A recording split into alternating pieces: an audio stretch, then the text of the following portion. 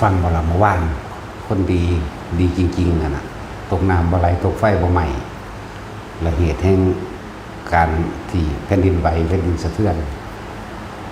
ก็บอกเมื่อวานได้ล่ะเนาะเห็นว่าสั่นนั่นแหละ หาที่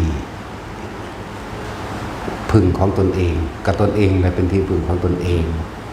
ความดีสิเกิดกลายเป็นบุญญาลิศปกป้องของพ่อเราเอง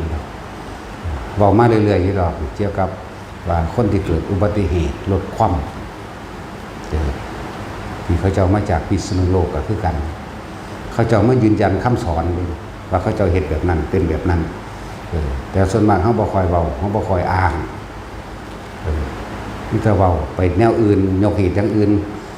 ยกเหตุอย่างอื่นมาเป็นเครื่องนำรองให้แต่ว่าบ่เจาะจงบุคคลว่าเขาเจ้ามาบายแบบนั้นแบบนี้มันคือจากของอ้างเขาใช่ว่าล่ะแปลว่าบัดนี้อ้างแม่มึงโลดเนาะผู้เขาเจ้ามาจากพิษณุโลกนะนั่นแหละเขาเจ้าฝึกส่งชาติเจริญชาติเขาเจ้ามาเองคือการจับจุดอุณหภูมินั่นแหละลดจิตความที่สั้นที่พุ่งที่ซัดต้องแบบนี้แบบนี้นี่เพิ่นเบาผู้ใดได้เบิ่งคลิปก็เห็นตัวเพิ่นเบาหน้าซื่นตาบานอย่างตัวนั่นแหละคนมันเกิดประสบการณ์จริงนั่นแหละคือความรู้จริงของเขาเจ้าเบาแบบลื่นเลิ่งบันเทิงเลยเห็นว่าเบาแบบอาถรรพ์ได้นั่นคนมันผ่านประสบการณ์นั้นตัวเพิ่นเองคือยังมีลูกโป่งอยู่ทางในลูกโป่งเลยรถก็กิ้งไปอุบลุกคนก็อยู่เป็นปกติธรรมดานี่บ่เลินเลยเห็นว่าล่ะเสียนบ่เพิ่นเบาอันยังลูกคุ้มขนผมบ่สะเทือนเลยนั่นแหละเฮาก็เบาเรื่อยๆอยู่นั่นแหละคือสิ่งที่ปกปักรักษาตัวเองได้คือตัวเองคือการเฮ็ดให้จิตตัวเองเกิดเป็นสมาธิมีจิตตั้งมั่นเมื่อไม่จิตตั้งมั่นแล้วผลแห่งจิตตั้งมั่นเกิดเป็นสมาบัติแล้วเกิดว่าเป็นบุญนั่นแหละรักษาตัวเองกำลังชาญรักษาตัวเองอีกผู้หนึ่งเขาจะอยู่พิษณุโลกจะไม่ยืนยันให้เลยว่าผมเห็นแบบนี้ผมรอดเพราะว่าอาจารย์นะจังสั้นแล้วมันบ่แม่นเพราะว่าอาจารย์ไปเบิ่งไผรักษาไผเด้อาจารย์เป็นผู้แนะนำให้ซื่อๆเด้พวกเจ้าไปเฮ็ดเอาเองอาจารย์เองเหยียบหินซื่อๆก็โยกบัดนึงก็เจ็บกับปวดคือกันนั่นแหละไปเป็นรักษาไผบ่ได้ดอกก็ยังบอกเว้าเต็มๆตรงๆอยู่เพิ่นรักษาไผบ่ได้ดอกพวกเจ้าก็รักษาเจ้าของเองด้วยเพิ่นได้แต่เป็นผู้บอกทางแนะนำวิธีให้แม้นบุคคลถ้าไปฝึกส่งชาญเป็นแล้วเฮ็ดเป็นแล้วแม้นที่ตึกถล่มก็สร้างบ่เป็นหยังหนึ่งนี่เหตุให้ออกจากตึกนี่สองถึงขั้นสิเสียชีวิตแต่ว่าองค์แห่งชาติสิเกิดกลายเป็นทรงกลมหรือวงกลมเหมือนกับเฮาอยู่ในลูกโป่งนั่นสุดแล้วมากระสร้างบ่มีหยังสะเทือนเฮาได้เลยนั่นแหละเป็นจังซั่นมันบ่แม่นแนวสิไปเว้าโป่งๆตรงๆออกมาพระมันเว้าแบบนั้นบ่ได้แต่คนเว้าโลดจักบ่ล่ะมันก็มีพระวินัยบังคับไว้อยู่เพิ่นว่าบ่ให้อวดเห็นว่าซั่นทั้งพระพุทธเจ้าเพิ่นก็เว้าทำนายไปแล้วว่าดูก่อนภิกษุทั้งหลายนี่พวกเธอจะชอบประมาณในการบุคคลเพราะการประมาณในบุคคลจะนำทุกโทษภัยมาให้แก่พวกเธอเมื่อภายหลังประมาณแปลว่าพยากรณ์แปลว่าทำนายทำนายว่าจังสั่นจังซี่ถ้ามันเกิดขึ้นจริงบัดนี้เขาสิแลนก็คือเว้าเรื่อยๆอยู่ตัวแม่นบ่ว่าของหายคือเฮาก็เคยว่าได้ท่องมึงผู้นั้นเอาไปตัวพุ่นเขามานำขาเฮาพุ่นเขาจับได้เพราะว่าเป็นน้ำมึงแล้วบอกใบทะเบียนบ้านหายกระเป๋าหายนี่เฮาผ่านมาหลายเหตุการณ์แล้วคนผู้นั้นสิตายเจ้าบ่ต้องไปยิงหนูได้บ่มื้อนี้เจ้าไปวัดว่าซั่นมันฟังเฮาจังเม็ดอยู่บ่ล่ะมันบ่ได้ฟังได้นั่นน่ะเจ้าสิตายแบบนี้เป็นแบบนี้เวลาเท่านี้บอกเบิดของเห็นภาพชัดเจนแจ่มใสบ่ผิดผิวจักหน่อยเลย1ศพ2ศพ3ศพ4ศพศพที่5มันสิเป็นเจ้าของที่ฮู้จักว่าล่ะเขาว่าเฮาเป็นปอบไปกินเขาว่าไปนอกนั้นเด้ นั่นแหละคนบ่ได้ฟังธรรมะคนบ่ได้สนใจเรื่องกรรมบ่ได้สนใจเรื่องมีแต่อยากได้ครับอยากได้เฮาก็เลยเฮาบ่เว้าอันแนวเจาะจงลงไปฟังเอาตัวมีสติปัญญาคิดเทียบเอาตัวแล้วจังว่าแต่ละคนเอาเตือนอยู่เสมอได้ล่ะพวกอยู่เมืองนอกเด้อพวกอยู่เมืองนอกก็ยังว่าอยู่แต่มันพออยู่พอกินแล้วก็กลับบ้านเขาสิสงครามกันก็บอกมาแต่ปีเสียวเนาะเขาสิสงครามกันเด้อเนี่ยก็สงครามบ่ซั่นตอนนั้นตะปีกายปีก่อนพุ่นตัวถ้ามาบ่ได้ยังเป็นหนี้เป็นสินอยู่ให้ฝึกทรงชาติเด้อสวดนมัตถุไว้เด้อสวดด้วยความจริงใจบริสุทธิ์ใจเด้อทำความเคารพน้อมน้อมพระพุทธเจ้าไว้เปรียบเทียบยกอดีตนิทานของพระพุทธเจ้าเฮามาให้ฟังอยู่ตลอดคือปริตนกขุมจังซี่นมัตถุพุทธานังนมัตถุโพธิยาก็สวดไปเด้อขนาดนายพรานเอาบ่วงไปดักไว้จนว่าตายไป7ชั่วโคตรอายุคนก็ยังบ่อาจสามารถลูดลัดคอเท่าคอขาบ่วงดักหรือตั้งแหวทุกอย่างเฮ็ดสารพัดแล้วตายไป7ชั่วโคตรก็ยังบ่อาจสามารถจับได้ก็เพิ่นนำมาเช้าเพิ่นบินขึ้นไปทั้งปลายไม้แง่วนั่นน่ะสวดมนต์จักบ่อันแง่วน่ะนกยูงห้องน่ะนั่นคือนมัตถุพุทธานังนมัตถุโพธิยาอันนี้เห็นบ่บาดก่อนสินอนก็เหมือนกันบินปึ้งขึ้นไปยามมื้อเช้าบินปึ้งขึ้นไปหันหน้าไปทางทิศตะวันออกสวดนี่แล้วก็พักนอนก็ปลอดภัยทุกประการมาเรื่อยบัดตกจากหากิ้วหากินมาแล้วมันค่ำแล้วหันหน้าไปทางทิศตะวันตกแต่ก็แง่วคือกันนั่นแหละแล้วก็สวดมาเพิ่นก็สวดมนต์เพิ่นนั่นแหละจักว่าล่ะเรียกว่าทำความเคารพน้อมน้อมถึงพระพุทธเจ้านั่นแหละความปลอดภัยอันตรายต้องทำด้วยความบริสุทธิ์ใจเด้อบ่แม่นทำด้วยความแบบนั้นแหละแล้วแต่บอกบ่ได้อันนี้ ใจไผใจมันอะไรก็สวดไว้ผมอยู่เมืองนอกก็ดีอยู่เมืองไทยก็ตามใส่ก็สั่งเถอะสิก้าวไว้อีหยังสมัยเขาสงครามโลกครั้งที่2เขาสิเอาระเบิดอีหยังมาถิ่มไปใส่ประเทศไทยนั่นพระสยามเทวทิราชก็คือเทวดารักษาประเทศไทยอยู่ในเขตหมู่บรรพบุรุษไทยเฮาสิก่อตั้งสร้างประเทศมาได้แล้วนั่นแหละเขาเจ้าใส่สัจญาธิษฐานหรืออธิษฐานจิตขอให้ได้เป็นคนรักษาพื้นเขตประเทศไทยไว้พากันหอมไปพุ่นตัวเหาะไปหาขอพระคาถาจากหลวงปู่มั่นที่วัดดอกค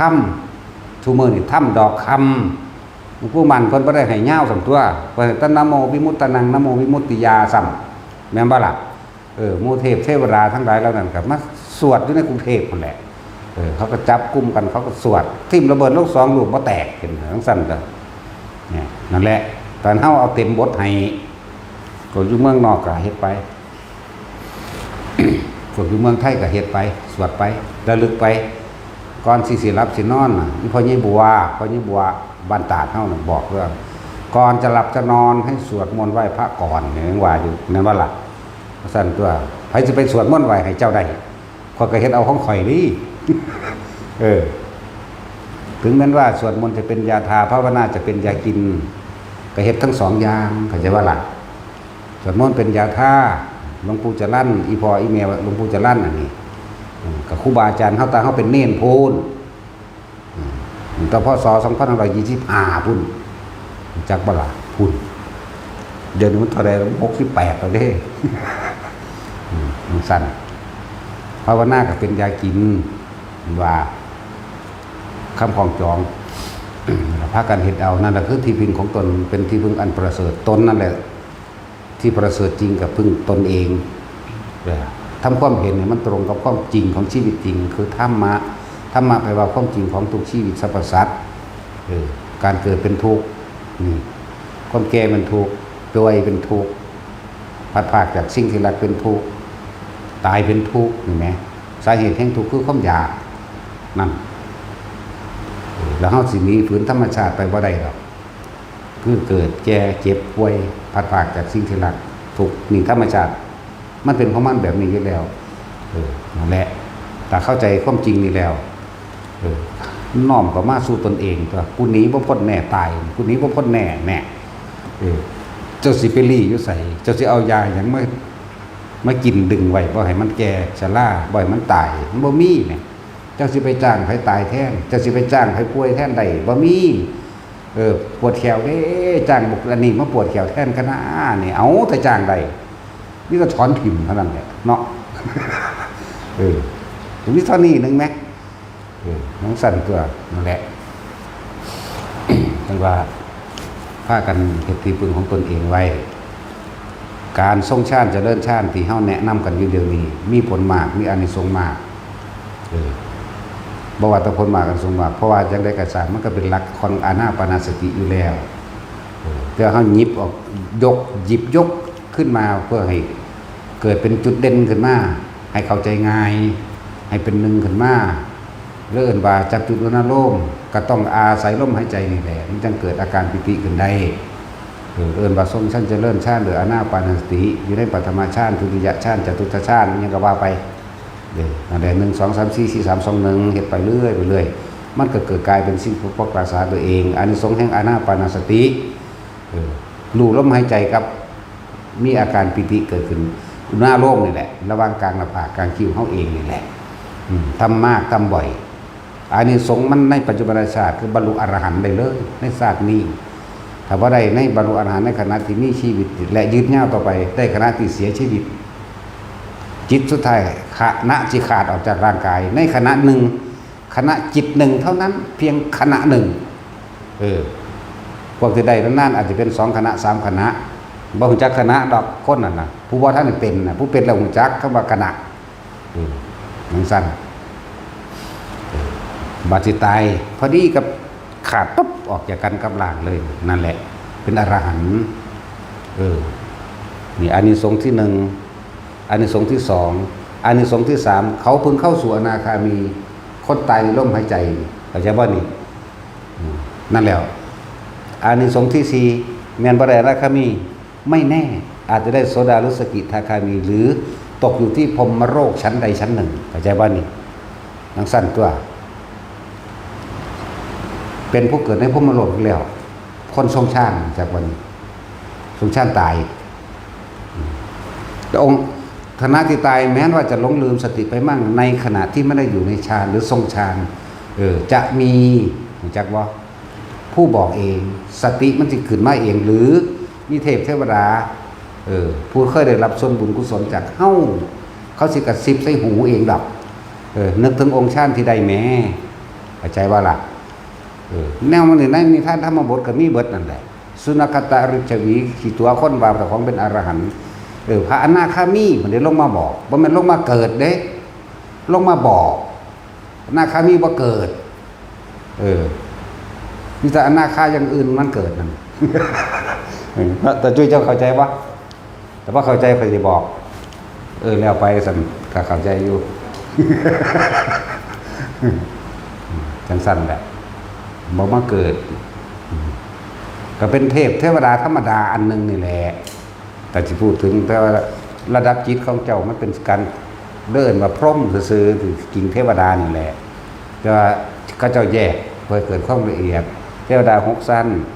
นะบ่ล่ะเลื่อนวากามาพัชรสวรรค์พรหมโลก20 สั้นจักว่าล่ะก็เป็นเทวดาที่จิตใจทรงพรหมวิหารก็ว่าหรือว่านั่นแหละเขาเจ้าทรงฌานมันอยู่ในระดับอุเบกขามากกว่าตัวอุเบกขานี่เป็นตัวรับประกันว่าเป็นพรหมเป็นอาหารของใจตัวปิตินี่นะแต่จังหวะเน้นย้ำแต่ละคนเด้องั้นพวกเจ้าอยู่เครื่องบินก็สร้างพวกเจ้าทำให้บ่อยทำให้มากเกิดความเคยชินแม้นสิสำเร็จผลยังบ่สำเร็จผลยังก็สร้างเวลาเกิดเหตุการณ์ฉุกเฉินมันสิเป็นเองของมันดอกเข้าใจบ่ล่ะเกิดเหตุการณ์ฉุกเฉินตั้งตัวว่าท่านได้ท่านนี่สติมันสิปุ๊บขึ้นมาของมันเองมันสิดึงของมันเองดอกเข้าสู่ลมหายใจปั๊บเข้าสู่องค์ฌานปั๊บทันทีโลดทั้งสั้นแล้วเครื่องบินก็อวยล้มได้ดีบ่ดีแต่ของคนผู้เดียวนี่คนทั้งเบิดให้รอดได้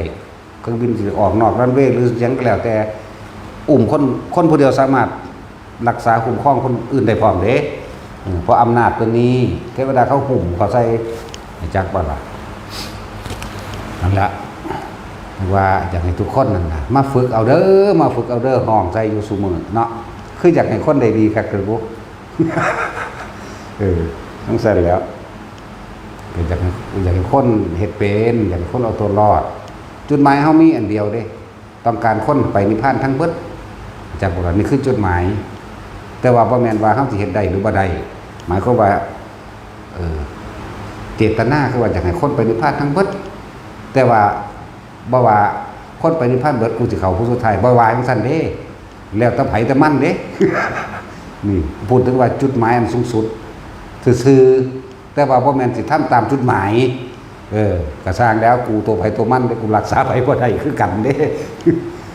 ฉะนั้นทุกคนต้องสร้างเครื่องปกปักรักษาตัวเองเด้ตนแรกเป็นที่พึ่งของตนเด้อจะไปพึ่งผู้ใดเดี๋ยวนี้บ่มีผู้ใดเบิ่งผู้ใดได้หรอกจักว่าล่ะความจริงนั่นแล้วนั่นอยู่ว่าการระลึกนึกถึงพระรัตนตรัยคือจังเขาว่านึกถึงหลวงพ่อมันก็ไปสวรรค์นึงเด้หลวงพ่อก็เป็นหนึ่งในพระรัตนตรัยนั้นเป็นสังฆานุสติแม่นบ่นึกถึงพุทธเจ้าเป็นโดยบุคคลกับเป็นพุทธานุสตินึกถึงพระธรรมนี่อันแยบค่ายแตกสารออกมาอย่างหนึ่งเด้แม่นสินึกถึงหลวงพ่อช่วยด้วยสู้ตายตอนนั้นสู้ก็ไปสวรรค์นึงได้สูงแม่นบ่ล่ะสวรรค์ก็เอาได้เนาะจังซั่นแล้ว พระพุทธานุสติก็ไปสวรรค์สังฆานุสติก็ไปสวรรค์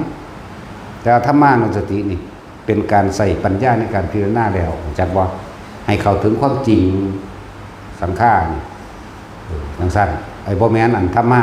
นึกถึงพระธรรมนี่พระธรรมคือซ้ำสอนหรือนำความจริงที่พระพุทธองค์ไปค้นพบค้นพอมาแล้วพิจารณาให้กับประสบการณ์จริงชีวิตจริงในตัวเองในเลื่อนล่างแห่งตนเองในจิตใจแห่งตนเองรูปกับนามตนเองบ่นั้นกับผู้อื่นดอกผู้อื่นเป็นเครื่องเกี่ยวของหรือเป็นเครื่องทดสอบก็ว่าไปนั่นแหละพากันฝึกเอาเด้อพวกอยู่เมืองนอกแต่พออยู่พอกินแล้วพากันกลับมาอยู่บ้านภาคอีสานเป็นภาคของเป็นทินบุญนะม่วนดินทั้งหลายเป็นม่วนดินที่เกาะกันแน่นหนาในปรมาณูหนึ่งแข็งแกร่งที่สุดคือภาคอีสานจับมันบ่มีดอกแผ่นดินไหวภาคอีสานจับบ่ล่ะเรื่องสั้นบ่ไหวว่าม่วนของดินมันแน่นหนากว่ากันอันอื่นๆเริ่มโบเบ๋ไปเด้จักว่าล่ะนั่นแหละมันเจ้าสิทุกการตึกกระสร้างบ่มีถึงขั้นเสียชีวิตจักบ่แต่ว่าถ้าคนทรงชาติเป็นนึกถึงองค์ชาติปั๊บเขาตัวนี้เป็นอัตโนมัติแม้นบ่นึกกระสร้างจะเคยเฮ็ดไว้นี่มื้อนึง5เทื่อ6เทื่อแต่ละมื้อเนาะหรือเฮ็ดบาดนอนหลับจนว่าตื่นขึ้นนึกถึงแน่จักหน่อยปั๊บพอในมื้อนั้นถึงเจ้าสิเสียชีวิตแล้วนี่ด้วยเหตุอันใดอันหนึ่งเนาะแต่ว่าบ่แม่นถึงอันตายตัวนั้นถึงขั้นเสียชีวิตแต่ว่าสามารถแก้ไขได้คนที่ฝึกไปแล้วพอตาเหตุการณ์ขันปึ๊บหวบขึ้นมาตัวนี้สิแล่นเขาเองได้เขาลมหายใจปั๊บตัวนี้ปั๊บเจ้าสิเป็นคืองงวยสิเป็นงงเนี่ยแม่นแผ่นดินสิถล่มลงไปกระสร้างเจ้าสิถึกวงกลมอันนี้สู้ขึ้นมาเหนือแผ่นดินใดแม้เจ้าสิอยู่กลางตึกถล่มขึ้นมื้อนี้ก็ตามตัวนี้ตัววงกลมอันนี้สมาบัติอันนี้สิสู้เจ้าขึ้นมาทั้งบนเองเจ้าสิบ่สะเทือนแม่ลูกคุ้มขนเลย คือพ่อใหญ่นั่นล่ะเว้า ผู้เพิ่นมาจากพิษณุโลกเห็นบ่เพิ่นเว้าแบบเบิกบานหน้าตื่นตาบานเว้าแบบอาถรรพ์เพราะว่าเขาเป็นความจริงของเขาอีกผู้นึงก็อยู่โคราชเด้ซั่นรถกิ้งเท่าใดนับบ่ได้รถนี่กิ้งมุมแล้วก็อยู่รถนี่กิ้งคุมลุมคนอยู่กลางๆนี่จักคนนี้ลูกกองจังออกมาเตะรถโพดแม่มึงเอ้ยว่าซั่นธรรมดาบ่มีบักอ้วนมื้อนั้นเด้ลูกอีตามักเลาะอันนี้เนาะมักเลาะก็มักแวะหรือเลาะวะสมชายแวะบ่อันบ่ซักผมจักเทื่อนั่นน่ะสกปรกใหญ่นั่น ผมก็ยาวๆยุ่งๆโอ้ยว่าสิเอาผงซักผ้าเป่าฝุ่นจิ้นนี่เพิ่นซัก ซักผมบอกแวะ นี่แล้วอ้วนๆมันก็รถซ้อนกัน3คันบีบมันคันเดียวเห็นบ่ล่ะ อันกรอบรูปหลวงพ่อแตกจักหน่อยว่าซั่นมึงว่าจังไดมึงว่าหลวงพ่อช่วยด้วยเว้ยอีหามึงคุยไปซอยไปได้กูนอนหลับกูบ่กูเมื่อยเด้ว่ะคุยโกนโตอัดตรวจกูไปซอยไปกระซางนั้นว่ะ เรื่องสั่นเด้อตัวเขาเองนั่นแหละของเขาเฮ็ดของเขาเองไงกับผลแห่งบุญจริตของเขาเองผลสมาบัติของเขาเองเด้อนั่นแหละ จะลืมว่าทุกคนแค่หาอยู่หากินซ้ำตายหากินซ้ำตายเด้อไปก็เลยจะไปพากันลงไหลในเกียรติในกิยศในยศถาบรรดาศักดิ์ในอำนาจหลายเด้อสิ่งทั้งหลายเหล่านั้นบ่ได้ปกปักรักษาเจ้าให้พ้นนรกได้ให้พ้นจากเวรกรรมใดเด้เหมือนกับการเล่งกรรมตัวเองเด้นั่นเล่งอกุศลกรรมให้มากให้ผลตัวเองเร็วๆเด้อพอคิดว่าเจ้าของมียศถาบรรดาศักดิ์และมีอำนาจข้าราชการคือเฮาบอกอยู่หมู่บ้านก็บอกตัวสีกากีเป็นสีของดินนี่ต้องรองรับได้ทุกสรรพสิ่งเข้าใจบ่นี่ร้ายและดีเจ้าของเป็นผู้ประสานสมานมิตรนึงเป็นผู้ไกลเกลี่ยเป็นผู้ทำความเข้าใจให้กับหมู่เราประชาชนเป็นผู้พิทักษ์สันติราษฎร์ให้เกิดความสงบสุขแก่หมู่ประชาชนราษฎรเป็นตัวแทนในหลวงบ่แม่นเอาอำนาจยศถาบรรดาศักดิ์มาบังคับคนหาเงินแต่สมมุตินั้นเป็นแมงเบิดน่ะเนาะเอาเลยหน้ากูท่าได้เลยเด้สิบ่โกงเลยจักนิดนึงหน่อยนึงนั่นถ้ามันบ่แม่นกูตายถ้ามันแม่นให้สู้ตายเอาแม่ท่าได้เลยเบิดทุกคนเลยบ่หลอนบ่เหลือแม่นบ่นั่งอยู่ที่พวกราชการพวกนี้ก็โกงคือกันนั่นแหละคือแท็กซี่กับอันตาจุยอันนี้แม่นบ่ซั่นหลีนั่นแล้วมียังเห็นเมื่อหดผักแค่ข้าวกันหน้านั่นโกงเวลาบ่ละบาทว่าถ้าโกงเวลาเขาหดเงินเขาพุ่นแต่จากแล้วมา500เลยเนาะอีหลีบ่ละบาทนี่ก็ต้องน้อมรับตัวเนาะมาจับมันหลดเด้อมันยอมสารภาพแล้วนั่งสั่นแล้วนั่นแหละต้องมาพยายามที่สิหาวิธีให้คนเรียกว่าทำบุญนี้บาป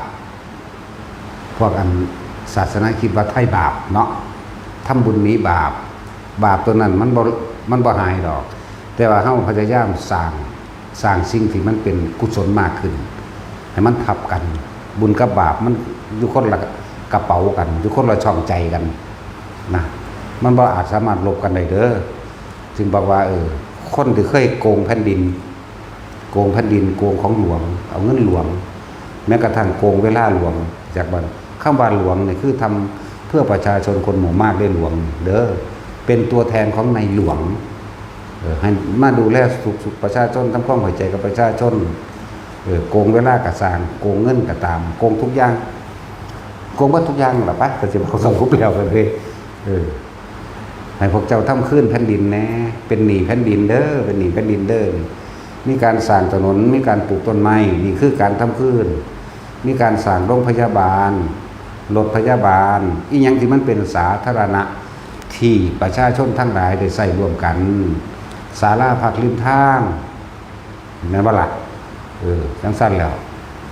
ที่ชักจูงชักชวนบอกให้คนสละความเห็นแก่ตัวออกมาแม้นคนละบาท2 บาทล้านก็เอา ค่อยๆเฮ็ดไปซะเนาะให้หลายๆมันเสียดายดิ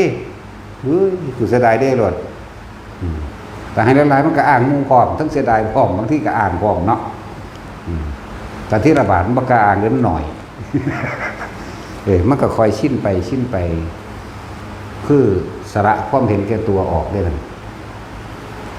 นั่นว่าการให้ท่านทั้งหลายเป็นเจ้าสิท่านเงินท่านทองท่านเพชรก็ตามท่านกำลังวังซ่าหรือแม้กระทั่งการแนะนำวิชาความรู้ก็สร้างนี่บ่หวังสิ่งใดตอบแทนบ่มุ่งบ่หวังผลในท่านนี่เอิ้นว่าสละความเห็นแก่ตัวจาคะสละขาดจากความเป็นเจ้าของเข้าใจบ่นี่สละขาดจากความเป็นเจ้าของแล้วจาคะนี่จาคะสละออกเมื่อสละออกแล้วบ่ต้องไปกำหนดว่าให้เพิ่นใช้หยังบ่ต้องไปว่าค่าน้ำและค่าไฟ ไม่ต้องกำหนดอะไรเลย แล้วก็ไม่ต้องแลกส่วนมากคนสิแลกความร่ำรวยแลกอายุยืนแลกให้ครอบครัวอยู่ดีมีสุขแลกให้เจ้าของไปสวรรค์วิมานต่างๆแลกให้เกิดมาพบได้ชาติใดให้ร่ำให้รวยแล้วมาเกิดเป็นผัวเป็นเมียอีกเป็นพ่อเป็นแม่เป็นลูกเป็นเหล่าเป็นหลานเป็นปู่ย่าตายายกันอีกพวกเจ้าแลกจักว่านี่ทั้งสั้นแหละนั่นแหละมันเลยเวียนว่ายตายเกิดก็เลยว่าปุญญาภิสังขารการกระทำความดีทั้งหลายเหล่านี้ถ้ามันเพียงพอในเหตุปัจจัยของมันก็ได้รับผลอย่างนั้นจริงๆคือพระศรีวลีนั่นแหละพระศรีวลีเพิ่นเฮ็ดมาตั้งสมัยพอปทุมมุตระมันได้นั่นน่ะจะว่าล่ะจะเป็นผู้เลิศด้วยลาภแบบนั้นแบบนี้ก็ไปท่านก็ขอให้เป็นบ่ล่ะถ้าว่าขอผลทานข้าพเจ้านี่หรือว่าท่านให้พระคุณเจ้าองค์ใดก็ช่างพระศาสดาก็ตามทำอะไรถ้าผู้มีพระภาคเจ้าได้รู้แล้วนี่แหมขอให้ข้าพเจ้าได้รู้ทำอันนั้นด้วยเถิดพระเจ้าข้าคือบ่ว่าจังซี่มันก็เป็นปัจจุบันธรรมมันก็ได้บรรลุอรหันต์ในศาสตร์นั้นเลยตัวนั่นล่ะหรือที่ท่านให้พระสาวกองค์ใดองค์หนึ่งก็สร้างทำอันใดถ้าพระที่พระคุณเจ้าได้ตรัสรู้แล้วได้เห็นแล้วขอข้าพเจ้าได้ตรัสรู้ได้รู้ธรรมอันนั้นได้เห็นตามได้สำเร็จธรรมนั้นในปัจจุบันชาตินี้เกิดนี่แม้เอาปัจจุบันนี่ไงอันนี้เพิ่นสร้างสมบูรณ์ได้บ่นี่เลิศว่าปุญญาภิสังขารภาษาศรีวลีมาเห็นบ่เจ้าก็เกิดด้วยมาอยู่แต่มีชาตินึงเจ้าพลาดเหมือนกันเห็นบ่ล่ะชาติที่เป็น ปิดล้อมเมืองเขาไว้นั่นแหละเพิ่นก็เกิดเป็นลูกกษัตริย์นั่นแหละอ้ายกับน้องเนาะที่จริงอ้ายกับน้องแหละเขาว่าจะเฮ็ดกันดอกที่จริงแต่ว่าถูกยุ่งถูกเป่าหูดูเขาน้องหนีออกไปจากวังหนีออกไปจากวังแต่ว่าถูกยุ่งดูเขาก็เลยกลับมาขาพี่ไส้ตายพี่ไส้คือพระราชาจากวังตายแล้วก็ยึดเอาเมียพร้อมแล้วพระเจ้าย่าไปขาลูกหมายถึงภาษีวลีหน่อยแต่แม่เพิ่นเอาทรงหนีออกไปทางท่อน้ำถิ่มน้ำเสียของเมืองหนีไปเขาเสนามาตผู้หนึ่งพูดแล้วไปใหญ่ขึ้นแล้วใหญ่ขึ้นแล้วครับสั่งสมกำลังขึ้นมาสั่งสมกำลังขึ้นมาได้ก็มันสิมาชิงเมืองขึ้นจากว่าหลักทั้งสั้นแหละเมื่อสิมาชิงเมืองขึ้นลบกันอยู่พอแห้งหลายปีว่าสามารถเอาชนะได้ผู้แม่ก็ได้เขียนจดหมายให้นายธนูยิ่งออกไปเจ้าคือโง่แท้เจ้าคือบ่ปิดเมืองไว้ปิดทั้งน้ำปิดทั้งนั้นปิดทั้งนี้ก็ว่าไปปิดทั้งฟืนปิดทั้งน้ำปิดทั้งเขาก็อยู่จนว่าถึง7 ปี7 เดือน7 วันคนเด้ต่อมาประชาชนมันหิวอดอยากเข้าใจว่าล่ะมันบ่มีแนวอยู่แนวกินประชาชนในเมืองนั้นลุ่มข่าพระราชาองค์นั้นตัดหัวพระราชาองค์นั้นจากวันนี้กับจังมามอบเมืองให้พระศรีวลีขึ้นไปเป็นเจ้าเมืองแทนทั้งสั้นแหละส่วนพอเพิ่นนั้นผู้สึกขาไปก็คือพระพุทธเจ้าในศาสตร์นี้แหละใช่ปะนี่แหละหลังจากคนตายจากศาสตร์นั้นแล้วต้องนรก70,000 ปีนรกรู้ธรรมดาบ่อุสุทธานรก70,000 ปีนรกมื้อนึงมันอยู่ในเท่าใดดอกล้านปี เดี๋ยวเด้อ36,000 ล้านปีมนุษย์เท่ากับ1 วันนรกว่าสั่นคิดเบิ่งเอาโอ้ยยาวบ่ถึงบ่ไหลแม่น ก็จักสิไหลมันละเอียดเป็นหยังพอสำนั้นแหละฟังอยู่ได้สึงหลึงออกไปนี่ก็เว้าพื้นกันคือเก่าน่ะจะแจ๊ดน่ะเดี๋ยวสร้างอีห่าน่ะเบิ่งได้คั่นเจ้าของบัตรนั่นตัดสินนั่นแหละนั่นแหละเพิ่นไปฟาดเห็นบ่เพิ่นตกนรกบักหลายบักโดนเด้นั่นน่ะจังขึ้นมาใหม่แล้วจังผลบุญตัวนั้นนำทรงได้บัดเห็นบ่ล่ะจังมาเกิดในศาสนาพระพุทธเจ้าโคดมเฮาจังมาเกิดเป็นลูกกันนั่งหยังล่ะลืมชื่อแล้วมันก็หลายชื่อเนาะชื่อศาสตร์นั่นชื่อศาสตร์กลางชื่อศาสตร์นี่อีกโอ้ยหลงชาวหลายชื่อก็ดอก จักนางอีหยังล่ะแม่เพิ่นนั่นน่ะที่ว่าท้องถ้า7 ปี 7 เดือน 7 วันนั่งนั่นใจสิขาดตายบ่ธรรมดาเด้แล้วทรมานเพราะเราเด้เพราะว่าความคิดเป็นของเราจังว่าเจตนาเป็นของผู้แม่เด้แม่ได้เป็นผู้บอกให้เฮ็ดจังซั่นมึงคือสัวแท้ลูกนี่มึงเป็นนั่นคือบ่ล้อมเมืองไว้บ่ให้ประชาชนชาวเมืองออกไปหาฟืนได้หาน้ำได้หาเนื้ออยู่เนื้อกินได้ล้อมไว้หั่นแหละเดี๋ยวประชาชนชาวเมืองเขาทนบ่ได้เขาจะฆ่าพระราชาเองแต่พอคือพระราชาองค์นั้นก็คืออาเพิ่นนั่นแหละน้องพ่อนี่มาฆ่ากันเองจากว่าล่ะถ้าจะเว้าแล้วก็เทวทัตคือเขาล่ะน้องพ่อก็ดีสั่นตัวนี่แล้วกรรมเห็นว่าการให้ผลของกรรมบ่สลับซับซ้อนด้วยความจริงอ่ะนะเนี่ยตราบใดที่เฮายังบ่สิ้นตราบใดที่เฮายังบ่ถึงพระนิพพานเฮาได้มาสดใสเด้ใส่คือเก่าสิยาวสินานสิเป็นอสงไขยก็ได้ใส่คือเก่าสั่นแล้วพระศิวลีก็เลยต้องอยู่ในท้องแม่7 ปี 7 เดือน 7 วันสั่นแล้วเพราะกรรมรวมกันมันบ่นี่แหละเรื่องว่ากรรมทายาทากรรมโยนิกรรมพันธุกรรมปฏิสรณานี่ยังกำลังกฤสันตินี่เห็นว่านี่กรรมเป็นเผ่าพันธุ์กรรมเป็นทายาทนี่ว่าเฮ็ดอีหยังไว้ก็ช่างต้องได้ผลของกรรมนั้นๆสืบไปนี่เห็นบ่นี่บัดนี้มันเป็นพ่อเป็นแม่เป็นลูกเป็นนั่นนี่กันเพราะว่าการกระทำรวมกันเจตนาร่วมกันนี่บ่ล่ะก็มาเกิดเป็นลูกแม่นี้ใจสิขาดตายพุทธเจ้าเพิ่นฮู้แล้วเพิ่นเลยประให้พรขอให้นางจงมีอายุวันนะสุขะพละแข็งแรงตลอดทั้งบุตรในครรภ์ของเธอเถิดก็เลยออกจากว่าล่ะเลยออกจากท้องแม่แบบสบายๆได้7 มื้อนี่แหละภาษาลิบุตรได้รับนิมนต์จากภาษาลิบุตรได้ซั่นภาษาลิบุตรก็ไปรับสันเขาในหันแหละไปเห็นคนนั้นเล่งใส่อันกุมารน้อยสีวลีนั่นแหละนั่นที่นี่กระดงมันก็ไปนั่งยองๆข้างๆเป็นจังได๋อยู่ในท้องแม่สบายดีบ่สบายก็ผีบอกว่า มันจุดคันทำหันโรคด้วยน่ะเพิ่นก็ยิ้มยุ่มบัดนี้พางแม่ก็ดีใจว่าลูกเจ้าของเป็นคนมีบุญพระคุณเจ้าคุยหยังกับลูกผู้ขาซั่นอ๋อเพิ่นว่าเพิ่นอยากบวชว่าซั่นบ่ได้ว่าจักเม็ดเด้อันนี้ว่าอยากบวชว่าซั่นบ่ได้ว่านั่นตัวบ่ฮอดก็ว่าตัวคนไปนิพพานมันเป็นตัวอยู่เด้เนาะทางนี้ก็ดีใจเอาบวชก็บวชแน่แบบประหลาดบ่เราออกมา7 มื้อก็ใหญ่วือกันได้บัดนี้คนมีบุญคนมีบาปก็ว่าอยู่ในหันคนมีบุญก็ว่าอยู่ในหันเด้นั่นแหละเวลาปุญญาภิสังขารบุญเป็นเครื่องตกแต่งให้เป็นไปดังที่ใจคิดดังที่ตั้งใจดังที่เจตนาก็ได้นั่นแหละถ้าว่าติดดีนี่มันละยากเนาะติดเลวกับละยากคือกันนั่นแหละ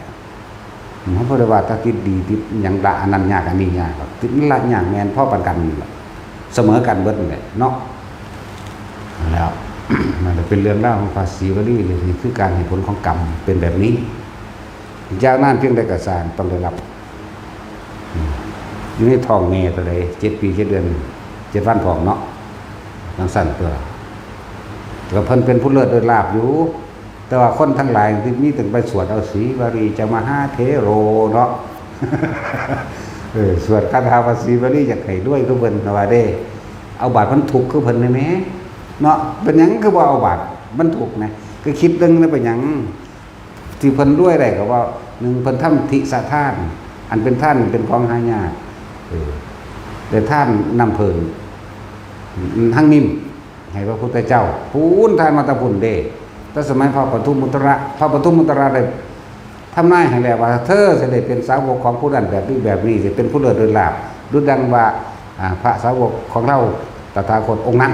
เพิ่นก็ว่าอยู่ดีใจคือว่าสิเป็นมื้ออื่นนี่มันบ่แม่นที่จังซั่นแล้วนี่ชีวิตผ่านมาเรื่อยก็เกิดรวยมาเลยอยู่ดอกแล้วไปปราบเกิดเป็นลูกพระราชากษัตริย์ดังที่ว่านี่แหละเกิดแต่อะไรมาอ้อมเมืองเขาเห็นบ่ล่ะเป็นผู้เลิศโดยลาภอยู่เบื้องต้นเหตุนะแม่ว่าจากรวยก็เลยบ่แม่นไปสวดเอาเนาะศรีวลีจะมาหาเทโรอยู่หั่น จะรวยบ่เฮ็ดเอามันสิได้บ่ก็ของเพิ่นเด้นั่นน่ะเฮาก็สวดมาบ่แห้งคือกันล่ะโอ้บ่ได้แมงดอกว่ากูเฮ็ดเอาเองดีกว่าแน่ก็แล้วได้ล่ะจังซี่แล้วเฮ็ดเอาอยากได้ยังเฮ็ดเอาเด้อยังว่าอยู่แล้วก็สวดคือกันบ่ได้จักเทื่อนั่นแหละเขาเพิ่นเว้าขึ้นมาเพิ่นบ่เอาตัวอย่างให้ทำตามบ่แม่นว่าให้คิดเอาทั้งสั้นเรื่อยว่าปุญญาภิสังขารบุญเป็นเหตุเป็นปัจจัยพลกแต่งให้สำเร็จได้ตามที่ตัวเองคิดหวังแม่นอยู่แต่ว่ามันนานบ่แม่นคิดเอาเดี๋ยวนี้ได้เดี๋ยวนี้เด้เดี๋ยวจังไรทุกคนเข้าใจมันพวกเจ้าจะไปเกิดเป็นหยังกระสร้างเห็นว่าล่ะชมพู่ปชีเปแต่เกิดแม้กระทั่งว่าเป็นจักรพรรดิก็ยังพ่ายแพ้แก่คุณธรรมพุทธเจ้าคือเก่าเนาะจังสั้นตัวที่มีพระปางจักรพรรดิเกิดขึ้นทั้งสิ้นนะเหตุเกิดขึ้นมาจากเจ้าพระยาชมพู่ปชีเปจักรพรรดิเกิดขึ้นไปหาลบเอาเมืองเขาลบเอาของพระเจ้าพิมพิสารกับว่าอะไรกันทุกอย่างแต่ว่าเจ้าพิมพิสารกี่ยานด้วยกันนั่นแหละแต่ว่าโดยอำนาจพระรัตนตรัยจากวันเพิ่นยังรอดมาได้ทรงวิสรเขามาลอยเอาหูวิสรนั่นก็เสียใจครับขึ้นไปทีหลังของพระพุทธเจ้าใส่จักแก้วด้วยสันมีอาวุธคือกันเด้แต่ว่าเป็นอาวุธธรรมยังว่าเวลาพระพุทธเจ้าเพิ่นก็ว่าอาจันตุพนโตอิทัตตนาสิเลในการคำว่าปัญญาปริยกันติสัตติตันยุตถาโยโภคณตาอาวุธนีตุสักไปด้วยกันนั่นแหละเพราะนั้นว่าไปขาดอกเป็นการปกป้องซื้อจะได้ว่าล่ะคาถาดีเบิ่งกันเว้าสิเอาสระไปเด้ฟังคนสวดบ่คนใดคาถาอันนี้เอาไปสวดอยู่จะเอาไปสระคนมาแม่นเด้เขาทำป้องกันซื่อๆเด้บ่ได้ถือเอาความแพ้ลักษณะกับไผลักษณะนั้นแหละทรงสอนกับสร้างเท่าแก้วกับสร้างจักแก้วกับทางทรงธรรมะแต่ว่าบ่สู่พุทธจักรที่แล้วสุดท้ายมากับพ่ายแพ้กบฏเป็นสาวกพระเจ้ากับบรรลุอรหันต์ข้าวเดียวนั่นสั่นล่ะตื่นเบาเรื่องมันก็ย่าวอีกเบาย่าวธรรมดาฝุ่นไปก่อกวนพระเจ้าบัดเซนเอาอันคนนี้ดาบด้วยสั่นแป๊กคนดาบบินที่พระขันจากบ่ล่ะพระขันแก้วสร้างแก้วมาแก้วพระขันแก้วนั่งแก้วลูกแก้วแล้วก็ขุนข้างแก้วนี่สินั่งแก้วเขาสนใจก็นั่งแก้วแล้วเขาก็จะสนใจจังเองบันไดหรอกนั่นแต่สินเจ้ามันนั่งฮิปโปเจ้ามันนั่งแก้วแล้วฮิปโปกูกินอะไรย่ำเหือมันออกว่าก่อนเกียดตมมากห่วงด้วยกันวันนี้ว่างวีเขาพิดกันอย่างนอกไปเดี๋ยวนอกเรียนไปเบิ้งยันเขาขากันตั้งแต่คุยกันธรรมดานี่แหละพอว่าพูดถึงหูหนวกก็เลยจะห่อนใส่กันโอ้ยตกใจเบิดถึงว่าเลย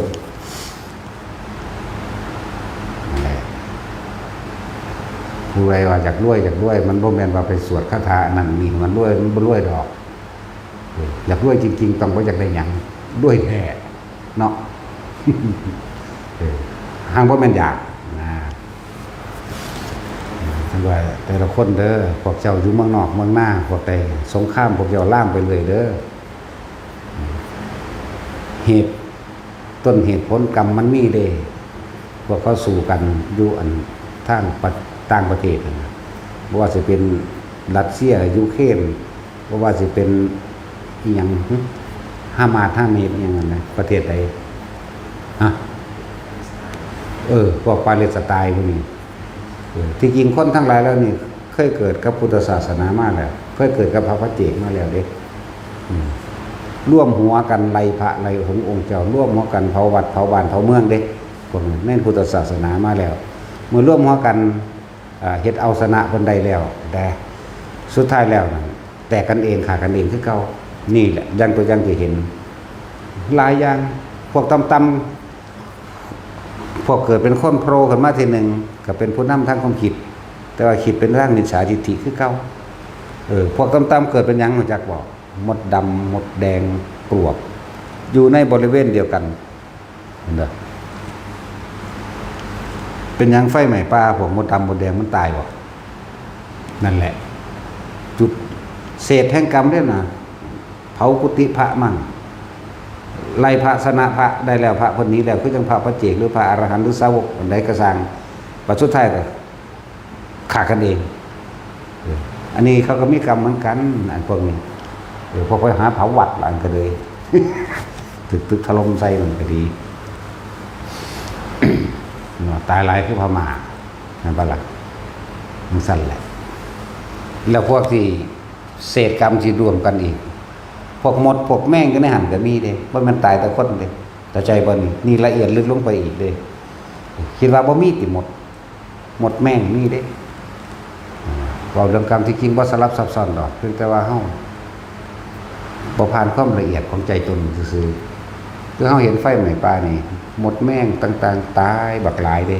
เขาก็เคยเผาป่ามาแล้วคือกันพวกหมดแม่งทั้งหลายบางพวกก็ถือน้ำหมุนน้ำวนลงมาเขาก็เคยเบื่อป่าเขาก็เคยเห็นหลายๆอย่างในการทรมานผู้อื่นเด้นั่นแหละได้รับวัตถุสัดส่วนเด้อแต่บ่พ้นเพียงใดเขาสิพ้นเฮ็ดเอาเองเด้ไปตกนรกก็เจ้าของเฮ็ดเอาเองเป็นเปรตก็เจ้าของเฮ็ดเอาเองโลภเอาเองโลกได้อันนั้นนี่เอาเองเด้จิตโลภขึ้นมาโอ้ยยันตะบ่ได้ไปเป็นเดรัจฉานเจ้าของก็ไปหลงในทรัพย์สมบัติเจ้าของเองนั่นแหละสิไปสวรรค์ก็ขึ้นอยู่กับผลทานผลศีลของเจ้าของเองที่ตัวเองนึกถึงพรหมโลกก็ขึ้นอยู่กับการทรงของชาติของตัวเองเด้นิพพานก็ขึ้นอยู่กับการบ่มีความอยากตัวเดียวจบแล้วเนาะบ่อยากตนเองเฮ็ดเอาเองได้บ่เป็นผู้อื่นเฮ็ดให้เด้อนั่นแหละว่าสั่นสิเน้นย้ำทุกคนมีเครื่องอยู่ของตนเองแล้วก็เป็นของที่เฮ็ดได้ง่ายๆคนที่มาฝึกหัดปฏิบัตินำนั่นน่ะอย่าเอาความรู้มานำเด้อมาแบบคนโง่ที่สุดมาแบบคนบ่รู้จักหยังมันจังเป็นง่ายถ้ามามีแบบความรู้มาหลายๆนี่สิมาเป็นอรหันต์มาเลยโอ้ยจังได๋มันก็บ่เป็นอันนั้นจักว่าล่ะมาจากสอนเพิ่นโลดโอ้ยเฮาบ่สอนได้เฮาสอนนั่งฟังคำสอนเขาเนาะท่านสิปล่อยให้เว้าโลดเด้ไปนำเลยเด้ครับไปนำก็แล้วตัวสบายดีมาฝึกยอมรับตัวเองว่าตัวเองละคิดว่าท่านได้เป็นมั้ยละความคิดว่าท่านได้เป็นรู้บ่เท่าท่านความคิดเจ้าของมั้ยต้องยอมรับตัวเองเด้พวกละนันทิละต้องละนันทิทิ้งเลยอย่างนั้นอย่างนี้บ่มีทางเอาความคิดละความคิดมันละบ่ได้นั่นแหละมาฝึกเอานี่ประสบการณ์จริงของจริงมันละแบบใดละต้องบ่คิดถ้าคิดไม่ใช่ละแค่ความเห็นเห็นบ่ละความเห็นละความคิดตัวถ้าจักละได้แท้ๆมันมีวิธีฝึกอยู่กับมาฝึกเอาจะซ่านเหลือบตาเบิ่งปลายดังเจ้าของซื่อเพ่งสายตาต้อมสายตาใส่ปลายดังหายใจเข้าพูดหายใจออกโทเฮ็ดเล่นๆเฮ็ดบ่ต้องไปหวังผลอีหยังกับมันรู้แต่ลมหายใจเข้านี่สุดกระดูกดังอ่อนนี่แหมกระดูกอ่อนอยู่ดังนิดนึงแหมป๊าดตัวบอกปานนี้พุ่นเด้ที่แรกก็เฮ็ดทดลองเป็นหายใจลึกๆเบิ่งก่อนแต่ว่าบ่ต้องไปตามลมอย่าความรู้สึกตามลมเอาลมแค่ว่าสุดกระดูกอ่อนอยู่ดังเจ้าของนี่แหมสูดลมหายใจเข้าวืดเข้านี่สุดอยู่ตรงนี้เวลาออกก็ตามก็ได้สูดเข้าออกเข้าออกนั่นแหละบัดนี้ก็เฮ็ดเล่นๆรู้ลมเข้ารู้ลมออกอยู่หั่นหรือมีคำบริกรรมหายใจเข้าพุทออกโทเข้าพุทออกโทความรู้สึกอันนึงสิเกิดขึ้นระหว่างการคิ้วนิ่มๆนุ่มๆก็ว่าบางคนก็ว่าเป็นคือปลาบอนบุญบางคนก็ยังโอ้ยสารพัดศัพท์ที่เขามาใส่ศัพท์ใหม่ให้เฮานั่นเป็นบุญเป็นคือปลาบอนแต่นี่เอาว่านิ่มๆนุ่มๆอยู่นี่นะแต่ซ้ำนั้นมันก็เป็นปฐมฌานได้แล้วที่นี่ฝึกไปเรื่อยค่อยๆเฮ็ดไปเรื่อยๆจนเกิดความเคยชินแล้วเป็นเองดอกเฮาเริ่มต้นบังคับแน่ถ้าชั้นที่1ชั้นที่1ก็บังคับแน่ต้องควบคุมความคิดต้องพยายามแน่อยู่ที่1หากว่าต้องมันพยายามหนักดอกทำมั่งไม่ทำมั่งก็ชั้นมันนั่นแหละไปชั้นที่2มันเป็นเราเอง เฮาบ่ได้ตั้งเจตนาสิคิดให้มันเป็นเลยมันเป็นปึ๊บขึ้นมาโลดคนเป็นแล้วฮู้จักหน้า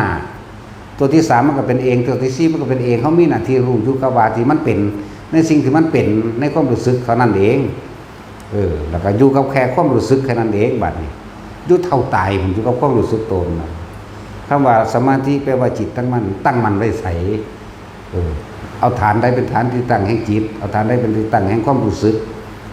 จิตกับผู้รู้กับจิตมันเดียวกันนี่แหละรู้หยังก็รู้สึกซื่อๆนี่แหละรู้สึกนิ่มๆน้อยๆอยู่กลางหน้าผากเฮานี่โลดเนี่ยเอาจุดนี้ซะก่อนเอาจุดเดียวเฮ็ดไปเรื่อยถ้ามันเคลื่อนไปตรงกลางหัวเคลื่อนลงสมองเคลื่อนลงกลางอกก็รู้อยู่กับความรู้สึกตัวบ่แม่นสิว่ารู้สึกอยู่หม่องเดียวบางทีมันก็เคลื่อนไปบนหัวมั่งมันหนุบหนาบเพื่อเอามือเศร้าหัวนี่บางทีก็คือจังเป็นลมหัวกุดอยู่ข้างหัวเฮานี่ตัวบางทีมันก็เสื่อมลงในสมองมันวาบลงเข้ามาในสมองด้วยเย็นสงบด้วยหันแบบลึกล้ำหันบางทีมันก็ลงรองทำกลางหน้าอกมันบ่เป็นจุดดอกกว้างๆบางที่มีอาการขนขิ้งลุกขึ้นพา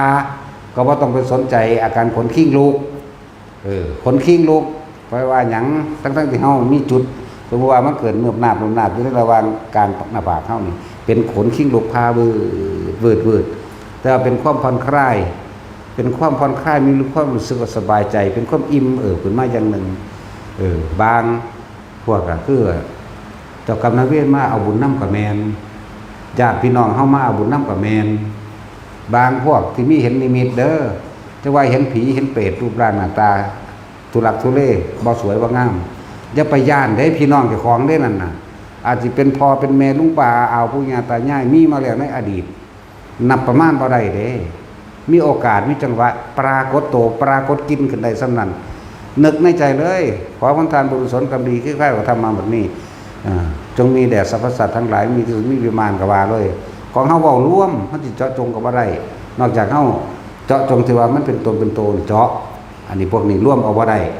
เมียมันบ่ละเอียดปานนั้นดอกแต่ฟังเบิ่งอยู่นี่เนาะจักสิเคยเห็นเด้อบ่นั่นแหละคนบ่มีบุญจังซั่นแล้วแต่เห็นเป็นโตมาเนี่ยเฮาให้เจาะจงเลยเจาะจงเฮาบ่ได้ว่ายากเด้ขอบุญนี้ถึงแต่ท่านผู้นี้จบเลยเฮาเว้าซ้ำนี้นึงเด้ท่านผู้นี้เท่านี้ของมันเป็นอยู่ตลอดเวลาทุกเมื่อของมันเนาะแล้วเฮานั่งอยู่ซื่อๆนี่มาล่ะบุญนี้ท่านผู้นี้หายปั๊บบางประเภทเอาว่าเป็นหนุ่มน้ำแข็งน้ำกาเฮาอยู่จะว่าได้ใส่วิธีรำคาญจักว่าล่ะใส่วิธีให้ดีล่ะปะบอกว่ามึงว่าแนวนี้มันก็ว่าบ่เป็นเด้ฟังไว้ดีๆเด้ออันพวกอิจฉาริษยาคนเวลาเขาชวนไปทำบุญทำทานไปฟังธรรมบางหันนี่บ่มีจิตใจยินดีกับเขาบ่โมทนาเป็นหรือว่าไปวัดที่ผู้บ่พอใจนี่สาบแช่งเขาเฮ้ยพวกผีพวกเปรตเนี่ยขนาดบอกว่าเฮาอุทิศว่าขอผลทานบุญกุศลกรรมดีนี่จนถึงแด่ท่านผู้นี้ก็เอาบ่เป็นว่าจังได๋น้อว่าคิดไปว่าเอามึงว่าจังซี่นำกูเด้อด้วยอานุภาพหรือด้วยพุทธานุภาพธรรมานุภาพสังฆานุภาพขอข้าพเจ้าจงเป็นผู้มีส่วนแห่งบุญกับท่านผู้นี้เถิดมันก็ว่าบ่เป็นมันบ่ธรรมดาเด้คนอิจฉาริษยาเอาบุญบ่เป็นบ่ล่ะเฮาอุทิศให้1 2 3เสือกเกิดกลายเป็นหอกดาบเหลาแหลมติดไฟพร้อมเด้ว่าธรรมดาเด้พุ่งเขาใส่แผ่นหลังเลยเด้ไปยังไงจังซี่ก็มีแต่ว่าเฮาบ่ได้ตั้งว่าสิเหตุมันเป็นไสมันเป็นเอาเองเด้นั่นน่ะจักบ่ล่ะนั่นแหละพวกอิจฉาริษยาพวกฮู้จักอนุโมทนาสาธุกับไผเป็นบ่มีความยินดีร่วมถ้าไปน้ำกูจังยินดีนี่ว่าจิตเป็นการบ่เป็นนั่นแหละ ถ้าจึงปล่อยเป็นสัตว์โลกเป็นไปตามกรรมพวกจังสิมึงเฮ็ดเองเด้ว่ามันกูเฮ็ดให้นั่นว่าล่ะแล้วฟังไว้พวกอันมันเขาสิไปวัดใดก็ช่างไปกับครูบาอาจารย์ใดก็ช่างสาธุนำเด้อแล้วก็แล้วตัวนั่นว่าล่ะโอ้ยกูสร้างหลวงพ่อนั่นกูไปดับมึงตะดาคนถ้าเดี๋ยวก็ด่าหมาสีแม่มึงนี่เนาะคือเฮานี่แหละ ก็เรียกว่าโคตรพ่อโคตรแม่ นี่กูสร้างมึงไปแบบเศร้าอย่าไปเด้อสูพี่ตะผีตะเป็ดอย่าไปว่าเด้เขาไม่ได้ไปขาไผ่เลยนั่นบ่ล่ะสั้นแล้วโมทนานำตัวสาธุนำเด้อแล้วก็แล้วไปมันบ่เต็มใจว่าก็ฝืนเว้าซะก่อนฝืนไปฝืนมามันก็เต็มเองตัวมันบ่แม่นเรื่องข้อขาดบาดตายเด้เนาะเว้าแล้วสิแขวร่นออกโลดก็บ่แม่นนะข้อขาดออกครึ่งนึงโลดก็บ่แม่นมาตัดสินจังซั่นแล้วแหละว่าซั่นสิให้ทุกคนฝึกสมชาญการวางจิตเป็นกลางเด้นั่นถึงมันสิเป็นอุเบกขาเวทนามันก็เป็นกลางคือเก่าก็อาศัยตัวอุเบกขาเวทนานี่เด้สิรู้ลึกเข้าไปสู่คำว่าสังขารุเปกขายานใดก็อาศัยตัวนี้เด้เป็นย่ามให้เป็นนายประตูเป็นนายตะวันเป็นย่ามเป็นผู้จับผิดความคิดเขาเจ้าของเองเพราะฉะนั้นเป็นมีความรู้สึกกับผู้อื่นหลายคนต้องยอมรับตัวเองเด้อส่วนมากเฮานี่เอาความรู้สึกไปอยู่นำผู้อื่นพูนพบเป็นดังพุทนาก็อาศัยบุคคลผู้เฮาไปคิดถึงเอานั่นแหละเข้าใจว่าบัดนี้แล้วก็มโนบัดนี้นึกภาพทั้งสั้นทั้งสี่ไปเกิดอารมณ์พอใจแล้วบ่พอใจนั่นแหละมันเกิดแล้วพบเกิดแล้วอาศัยบุคคลผู้นั้นเด้อาศัยบุคคลผู้นั้นบ่แม่นว่าแล่นไปกระของคิดขึ้นมาเอาเองคิดไปถึงเขาเอาเองแล้วหาวิธีหลอกความคิดไปมันไปคิดถึงผู้อื่นนั่นตัวอยู่กับตัวเองนั่นตัวอยู่กับตัวเองคือทำความรู้สึกอยู่ในระหว่างกลางคิ้วเฮานั่นล่ะนิ่มๆนวลๆนุ่มๆอยู่หน้าผากก็ว่าอยู่ในตัวเองนี่ยังก็ได้กายเวทนาจิตตั้งอยู่ในเวทนาแห่งกายจักบ่กายเวทนาจิตมีความรู้สึกอยู่ในกายจักบ่กายเวทนาจิตเวทนากายมันสิลึกเข้าไปสู่ธรรมและอธรรมมันสิเห็นโลกธรรมทั้งหลายทั้งปวงดอกมันสิเห็นดอกแต่พิจารณาเข้าไปเรื่อยแน่นะมันถึงนี่ดอกเวลาพิจารณาของมันคือเฮาฟังธรรมเดี๋ยวนี้ก็เอิ้นว่าพิจารณาไปตามได้เห็นบ่ล่ะอย่างสั้นแหละมันก็เห็นความจริงของมันทุกคนก็เด้อทุกคนก็สรุปผลแห่งธรรมที่ได้ยินได้ฟังได้เหมือนกันคนเฮาเกิดมาหากินซ้ำตายเนาะแน่มันจะยอมรับได้แต่ปัจจุบันมันรักษาว่ามันเป็นซื่อเห็นบ่สรุปผลเรียกว่าทัศนะหรือสัมมาทิฏฐิก็ว่าไปมีความเห็นตามเป็นจริงอยู่แล้วล่ะไผก็ดีเกิดมาตายเกิดมาเจ็บไข้ได้ป่วยนี่มันยอมรับอยู่แต่ว่าส่วนมากมันบ่ค่อยอยู่กับตัวเองจิตเลยบ่มีกำลังอยากบ่ล่ะสมาธิบ่มีกำลังก็ว่าจิตบ่มีกำลังก็ว่าจิตบ่ตั้งมั่นจักว่าตั้งมั่นนี่มันจะต้องบ่หวั่นไหวกับสิ่งที่เข้ามากระทบคำว่ากระทบคือเห็นตาเห็นหูได้ยินหูดังได้กินนี่นะลิ้นรสกระทบสัมผัสทางกายแต่ถ้ามันบ่คิดบ่นึกความรู้สึกอันเป็นพอใจแล้วบ่พอใจมันเกิดบ่ได้มันก็เป็นสังขารุเปกขายานตัวถ้าต้องอาศัยตัวอุเบกขาเนี่ยเอาอาการที่เป็นอาหารของใจมาเป็นเครื่องยืนยันเจ้าของเองว่าตอนนี้เฮามีความรู้สึกเฉยๆกับสิ่งทั้งหลายทั้งปวงกับว่าเฉยๆเฉยไปเฉยมาเห็นฮอดความคิดเจ้าของตัวแบบความคิดมันก็ถูกรู้ได้ตัวถึงแม้สิมีการคิดอยู่กับช่างมันแต่ว่าเฮาบ่ได้ไปมีอารมณ์ความรู้สึกกับสิ่งที่มันคิดจากว่าล่ะมันเป็นสัญญามันคิดขึ้นของมันเอาเองนั่นแหละคนที่มีความคิดอยู่แต่ว่าความรู้สึกตัวอันเกิดนิ่มนวลอยู่ในระหว่างกลางหน้าผากเจ้าของนั่นน่ะก็ต้องตกใจปล่อยมันคิดเลยแต่ให้อยู่ในความรู้สึกนี้ถ้ามันเป็นเลยก็ถ้าความรู้สึกนี้หายเมื่อไหร่ดึงกลับมาหาความรู้สึกนี้ซะก่อนเด้อความรู้สึกระหว่างกลางหน้าผากคือเก่าครับก่อนเด้อถ้าหายเมื่อไหร่แอบไปคิดกับมันแล้วเป็นความรู้สึกเกิดกับสิ่งที่คิดแล้วนี่พบเกิดแล้วแต่ว่าถ้ารู้สึกตัวเมื่อไหร่ดึงกลับมาปั๊บขึ้นมาปั๊บถ้าวันคิดก็ปล่อยคิดเลยอย่าให้ความรู้สึกนี้ออกถึงแม้มันสิคิดไปก็คิดไปเลยคิดไปเกิดมันจิตมันมีกำลังมันตั้งมันสิเห็นเองเห็นอย่างเห็นความผิดอันนี้เลยเกิดว่าเป็นผู้รู้อยู่ตั้งหากจากก่อนลูกกับลูกอยู่ตั้งหากลูกบ่มีโตลูกบ่มีตนเอาความคิดจังหนึ่งรู้จังหนึ่งร่างกายจังหนึ่งเด้เนี่ยเป็น3ระดับทั้ง4แหละเป็นแบบนี้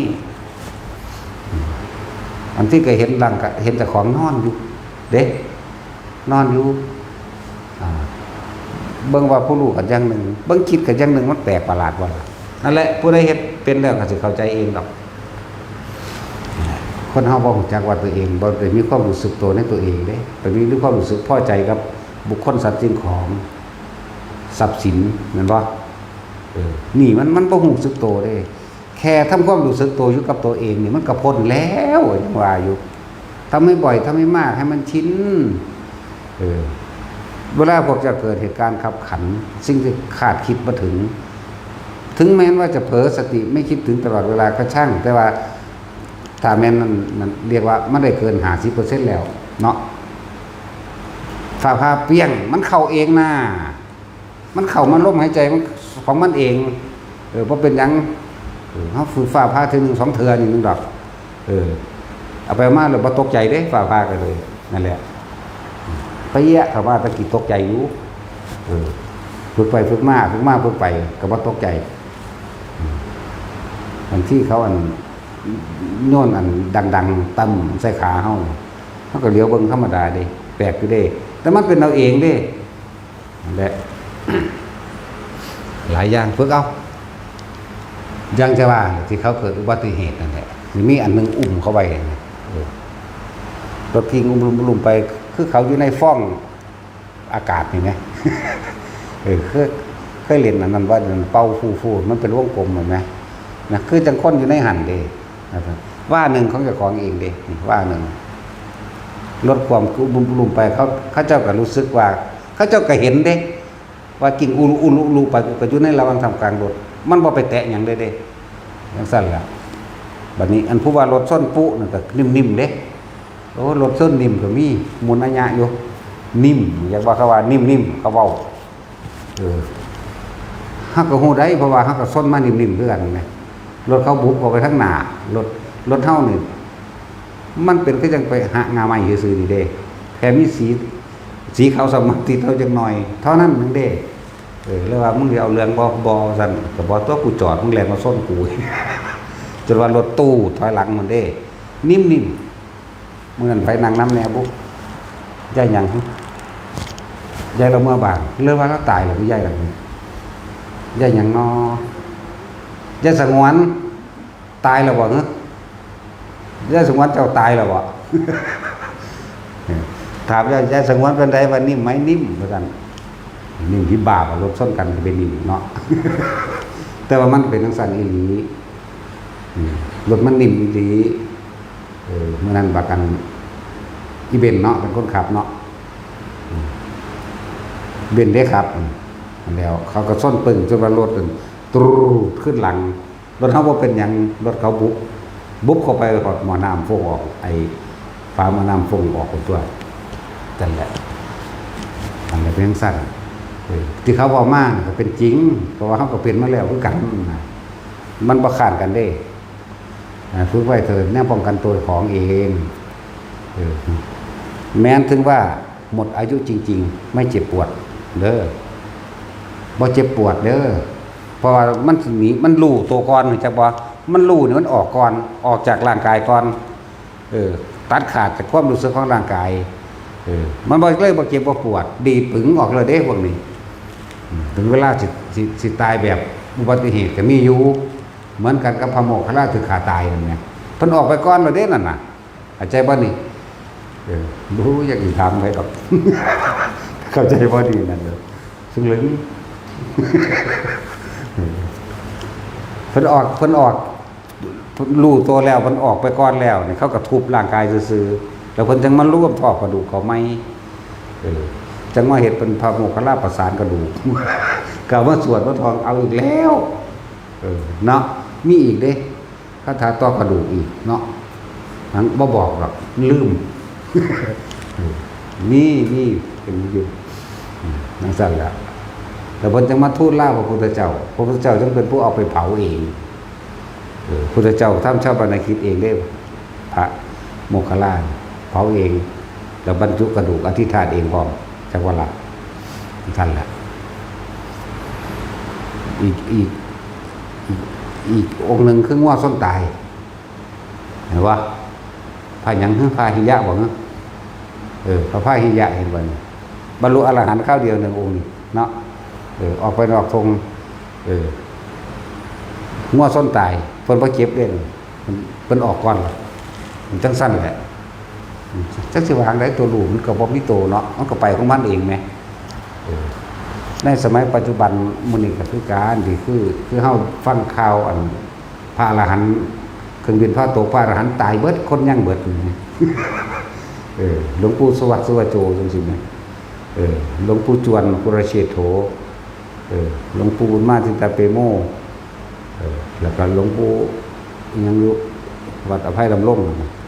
องค์ใหญ่หลวงปู่วันอุตตโมแล้วก็ปู่สิงห์ทองเห็นบ่นั่นพระอรหันต์5 องค์ตายเบิด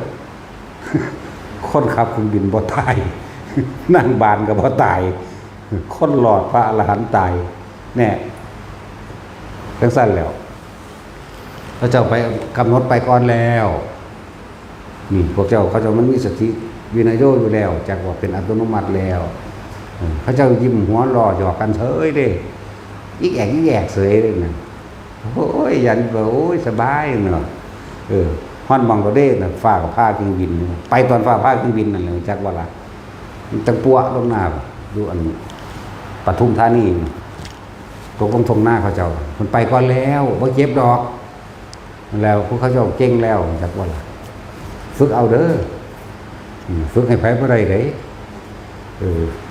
ป้องกันผู้ใดก็บ่ได้อีกบ่ได้รักษายังผู้ใดได้อีกเด้อ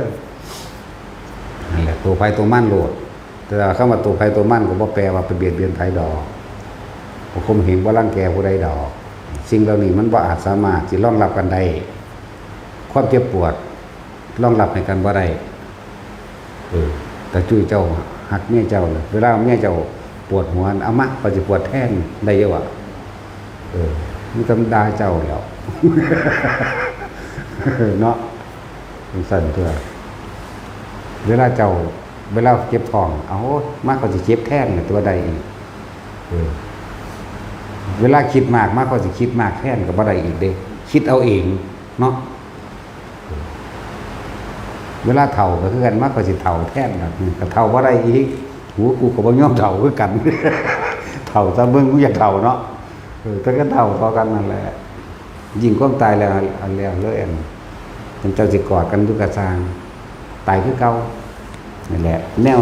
นี่คือความจริงที่เฮาสรุปลงได้เลยทุกคนเกิดมาตายค่อยสิทำนายได้ถึงเบิดเลยแนวนี้คือว่าทุกคนเกิดมาตายนี่เนาะอันนี้ผู้ใดมาถามมันเนี่ยแต่ว่าบ่ตายทำนายถึงกันเดียวนี่ล่ะเกิดมาอยู่นี่ตายเบิดเกิดอยู่หม่องเฮาบ่เห็นกันซางตายเบิดนั่นแหละเป็นยังพุทธเจ้าเพิ่นคือเน้นย้ำสั่งสอนพวกเฮาสัพพะปาปัสสะเด้ออักขรนังกุศลาสุขสัมปทานิสัจจิตะปริโยทวรังเอตังพุทธนะสสานังนี่คือคำสั่งสอนของพระพุทธเจ้าทุกพระองค์พร้อมทรงอารมณ์มันเป็นกุศลการทรงชาติหนึ่งนั่นแหละจังว่าให้พวกเฮามาฝึกให้แปลบางเรื่องในปาติโมกข์ในหนังสือสวดมนต์ทำวัดของเฮาเองปาติโมกข์